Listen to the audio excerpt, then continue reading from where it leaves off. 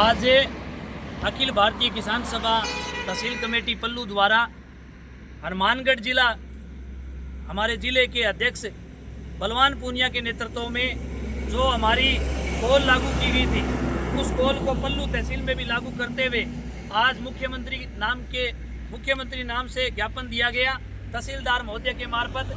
और ज्ञापन में जो मुख्य मांग है वो ये है कि जो जिले के अंदर जो डीएपी की जो किल्लत चल रही है, अभी जो रबी की बुआई का सीजन है, अभी बुआई का समय है और डीएपी की बहुत सख्त जरूरत है किसानों को, और बहुत ही भयंकर किल्लत चल रही है।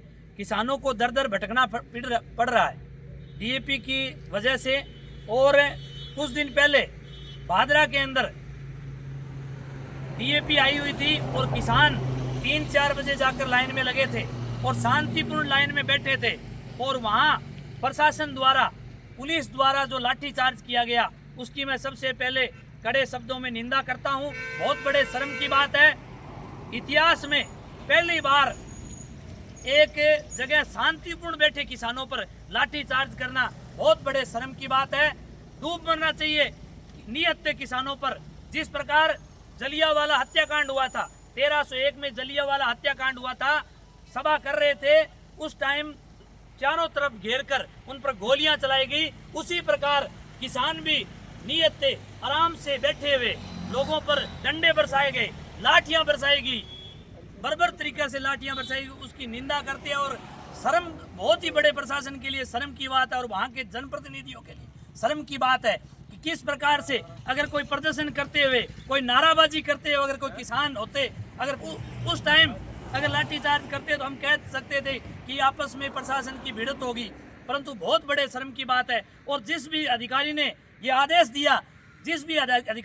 दिया कि लाठी आप बरसाओ, उसकी जांच की जाए और उस पर कार्रवाई की जाए।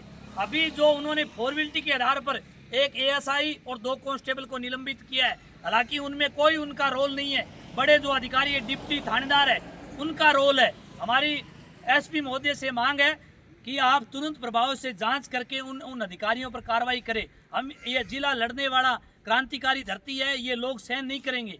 इस प्रकार से किसानों पर बर्बरतापूर्वक लाठी चार्ज करना ये बहुत बड़े शर्म की बात है। हम कहना चाहते हैं प्रशासन से कि आप इस प्रकार की गलती कभी न दोहराए। और जो हमारी जो दूसरी मांग है वो ये है कि जो अतिवृष्टि के कारण जो फसलें बर्बाद हुई है, उसके कारण जो अभी मूंग मोट बर्बाद हो गया, उसकी जो क्रॉप कटिंग चल रही है वो बिल्कुल सही की जाए और जो बकाया फसल बीमा क्लेम जारी किया जाए।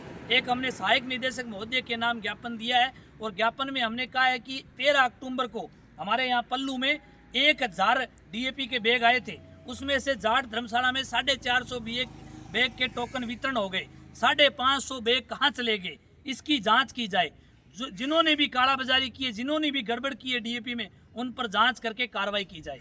दूसरी हमारी ये है कि जिस भी पेस्टिसाइड या फर्म में डीएपी आए, उसकी जानकारी सार्वजनिक की जाए कि कितने बैग डीएपी आई है और कितना स्टॉक पड़ा है। तीसरी मांग ये है कि यहाँ पर किसान डीएपी लेने आ रहे हैं, यहाँ से बाजार से 1.5 किलोमीटर दूर जाट धर्मशाला में टोकन के लिए जाना पड़ता है।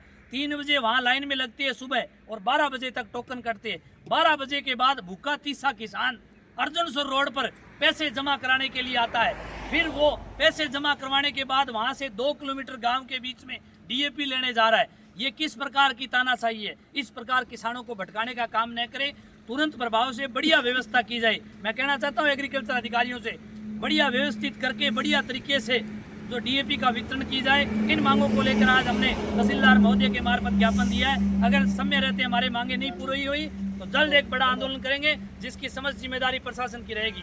इनकलाब जिंदाबाद, जय किसान।